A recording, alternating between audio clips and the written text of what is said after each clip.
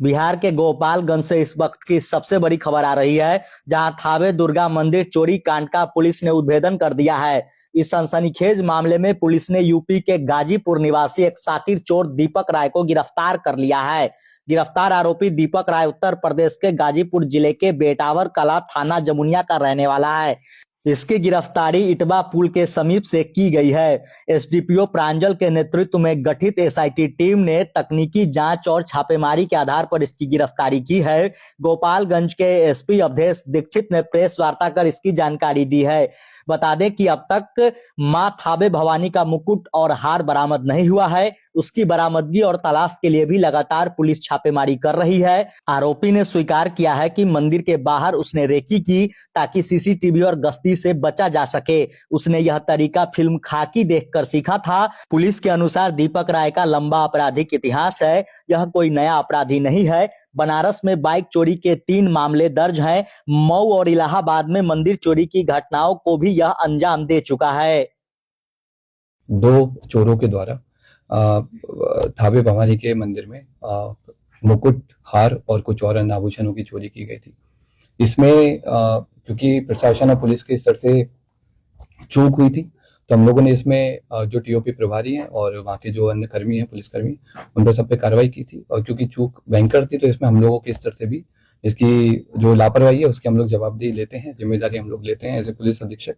हम लोगों ने इसमें, क्योंकि घटना काफी संवेदनशील थी, तो हम लोगों ने कई सारी एसआईटी बनाई गई थी और लगभग 12 के आसपास टीम्स अलग अलग बिंदुओं पे काम कर रही थी। कुछ स्थानीय लोगों पे, कुछ दूसरे जिलों के, दूसरे राज्यों के क्रिमिनल्स पे भी काम किया जा रहा था।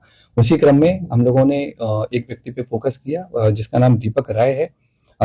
ये इसके फादर का नाम देवानंद राय है। ये जमुनिया थाना गाजीपुर का रहने वाला है और इसके हम लोगों ने कल इटवा पुल से गिरफ्तारी की है और इसने अपने अपराध को स्वीकार किया है।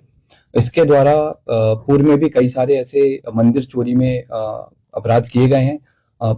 इसी साल मार्च 2025 में इसके द्वारा मऊ जिले के कोतवाली थाने में शीतला माता मंदिर में चोरी की घटना कारित की थी, जिसमें जेल गया था और 13 नवंबर को जेल से छूटा है। जेल से छूटने के बाद में फिर इसने थावे मंदिर और पुणे के एक बड़े मंदिर की रेकी करना स्टार्ट किया। वहां के सोने मुकुट के बारे में इसने गूगल पे और यूट्यूब पे अच्छे से सर्च किया और 10 और 11 की रात में थावे मंदिर में आकर प्रॉपर रेकी की और जिस तरह से घटना कारित की गई है उसी तरह से इसके द्वारा रेकी किया गया।